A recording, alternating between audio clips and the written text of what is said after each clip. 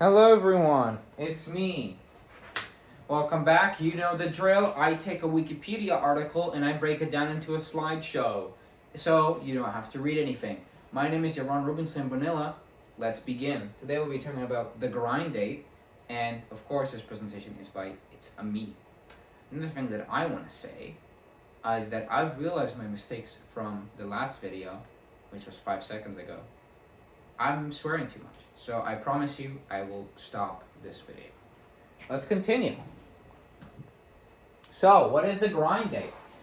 It is the 7th studio album by hit American hip-hop group De La Soul, released October 5th, 2004 under the label Sanctuary Urban, originally meant to be released as AOI Free Art Official Intelligence, free, not like artificial, it's art official intelligence, as a trilogy they were making.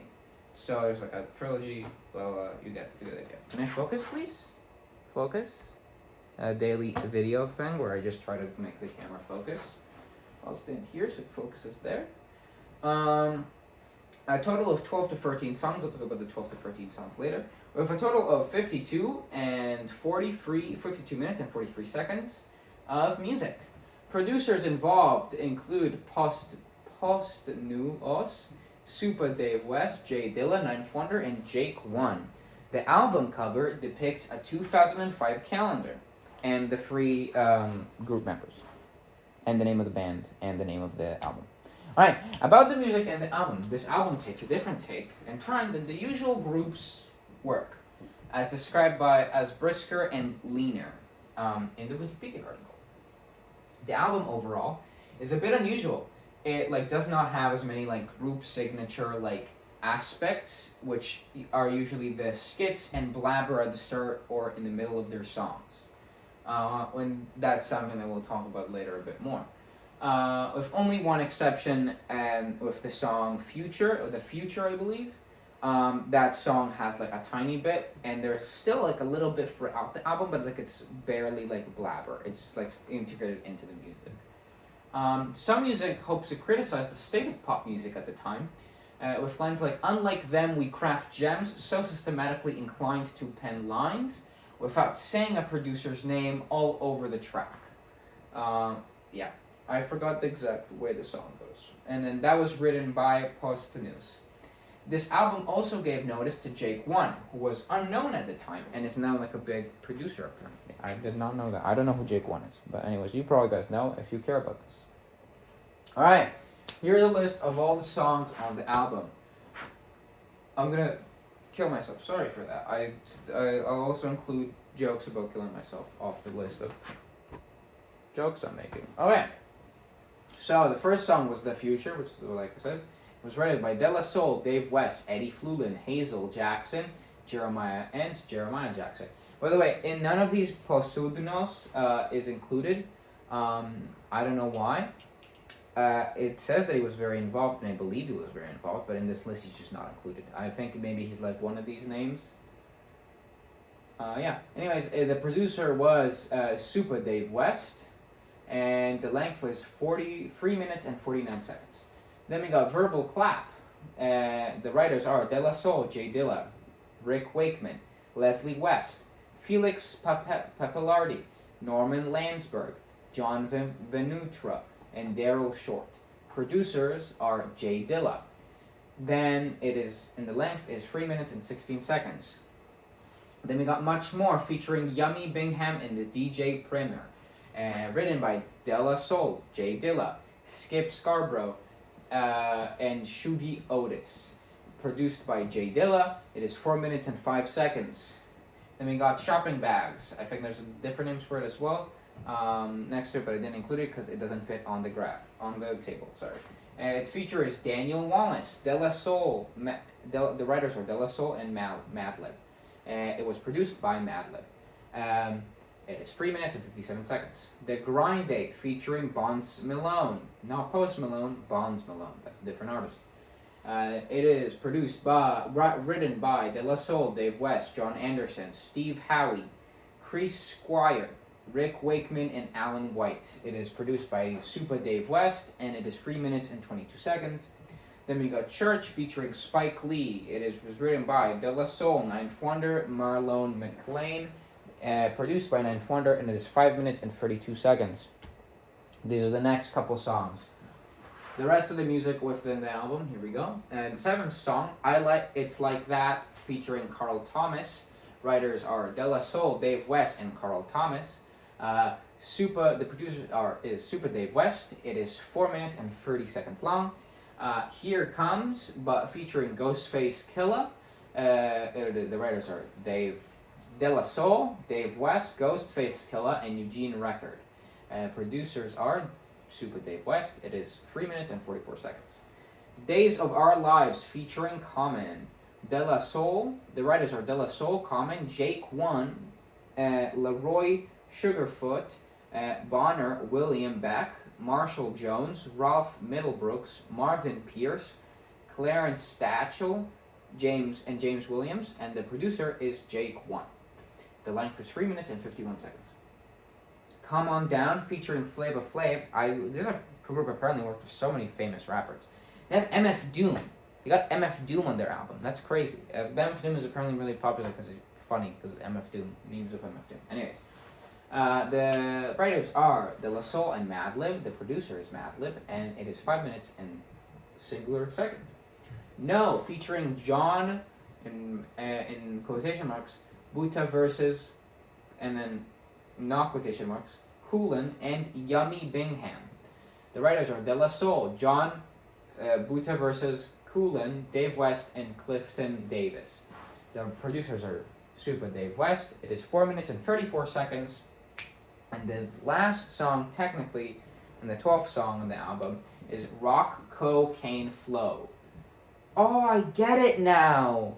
Rock Cocaine Flow! I get it. That's so funny. I just realized that now. That's insane. Anyway, it features MF Doom. It is written by De La Soul, Daniel, quotation marks, MF Doom, Doomlay, so Daniel Doomlay, MF Doom, Jake One, Paul Gritos, Didier Marooney, and Roland Romanelli. It was produced by Jake One and is 3 seconds and 0 seconds and 6 seconds long. 3 minutes and 6 seconds long. Anyways, now we get to this part. So apparently when the album was released, there was an extra track with European and Japanese releases. So this is the 13th song. It's called Shump, featuring Sean Paul. There are no writers mentioned, but it was produced by Jay Dilla, and it's 3 minutes and 41 seconds. By the way, you can listen to this on like Spotify or Apple Music. Like, it's there. I've listened to it. Like, it's where you can find it online. It's not like it's like a lost song that you can't hear anymore. All right. All right. I'm so tired. I want to finish this soon. Okay. Critical acclaim. When released, the album met good critical praise on release. According to Metacritic, out of 21 reviews, the average was 80%, which is considered generally favorable. Writers such as Jamin Warren and Steve John claim that it manages to bring in lots of different sounds and producers to create a unique character for itself, saying, in quote, would go down in rap history. Like, there's some, like a little bit of words, but it basically just says would go down in rap history, and that quote was by Steve Juon. The album also met surprise reviews, as critics were pleased to see the filler usually found in the songs of De La Soul removed. These were highlighted by reviewers Dan Filowitz, Josh Strimmer, and Fior Raymond. Here is one of those statements by Josh Strimmer from Stylus Magazine. The Grinded is notable for what it lacks. For what it lacks. Skits, filler, bullshit. Sorry, I swore. God damn. But it's in the quote, so anyways, it doesn't count. Then for what it has. So again, this was one, like, something big, because this group, like, had, like, lots of, filler in their songs. And, like, now that it's removed it, it's, like, the music was really good. And people really, really liked it. Because, you know, there's no more, like, when you listen to music, there's, like, a bit where it's, like, just, like, people talking and, like, oh my god, this sucks. It's very artistic and I like it, but a lot of people don't. kind of like an example, hate this example, but from the Donda album by Kanye, the first song is Donda, where there's just a kid saying Donda Donda. It's very artistic because it has a lot of meaning behind it. It's his mother's last heartbeat, right? That's so it's like Donda Donda, right? It's like a beating heartbeat. It's the sound of beating heartbeat. But like again, it's like a song that, like, why would I listen to this on like my off time? It's not a good song. It's not a good song, but it's very artistic, so I like it. But that's why I think it's a good song. Usually, on like just like basic standards, that's not a good song, right? So that's why a lot of people just like really like this album. But people also didn't like this album. Here are some bad reviews and scores. The scores that like they actually received. So there's lots of negative reviews that also came out. One of these is Rolling Stone's review of the album by Peter Relic of Rolling Stone wrote, there's little personality and no surprises here. And regards to the production, Flavor Flav's wrote shocking on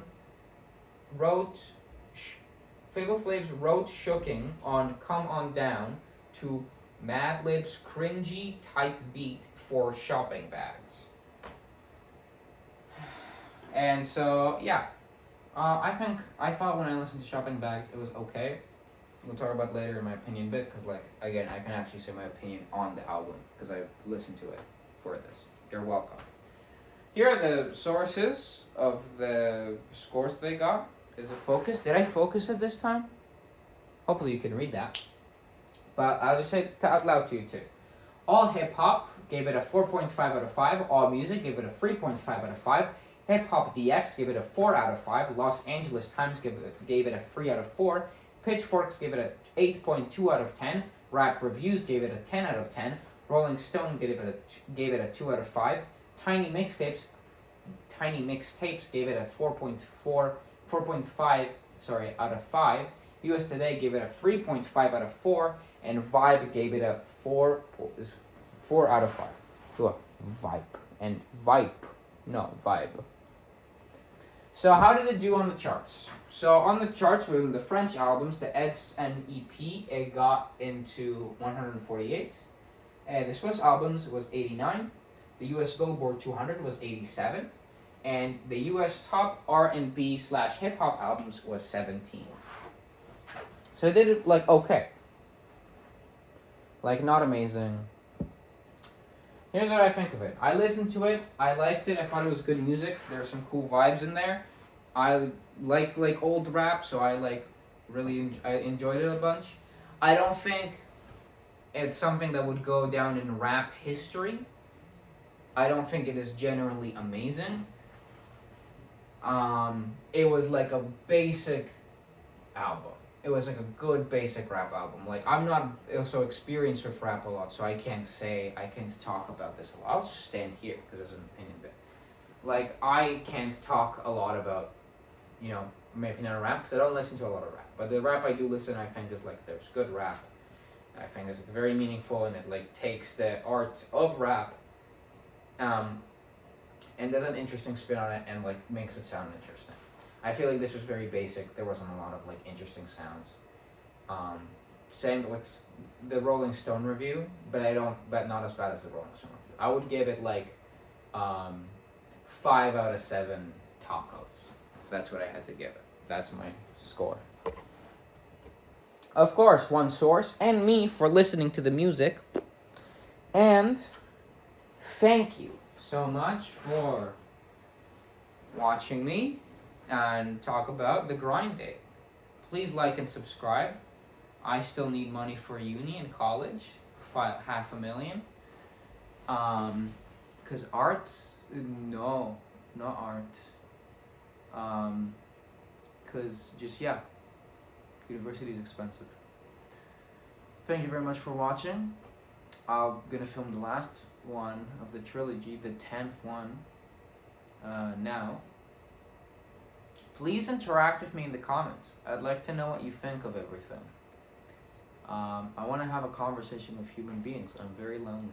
I have barely any friends. Alright, anyways, let's get going.